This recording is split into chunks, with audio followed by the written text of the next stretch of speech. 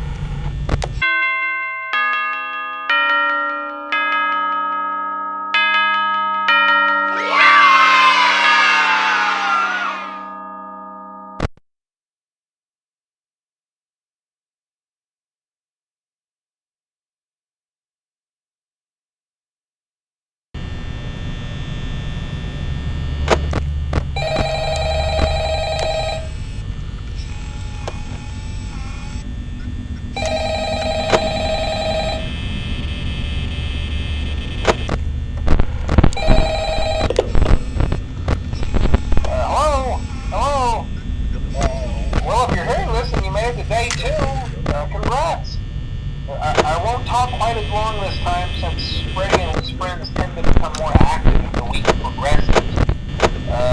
It might be a good idea to peek at those cameras while I talk, just to make sure everyone's in their proper place, you know. Interestingly enough, Freddy himself doesn't come off stage very often. I've heard he becomes a lot more active in the dark, though, so hey, I guess that's one more reason not to run out of power, right? I also want to emphasize the importance of using your door lights. There are blind spots in your camera view, and those blind spots happen to be right outside your doors. So if you can't find something or someone on your cameras, be sure to check the door light. You might only have a few seconds to react. Not that you would be in any danger, of course. I'm not implying that. Also, check on the curtain in Pirate Cove from time to time. The character in there seems unique in that he becomes more active if the cameras remain off for long periods of time. I guess he doesn't like being watched. I don't know. Anyway, I'm sure you have everything under control. Talk to you soon.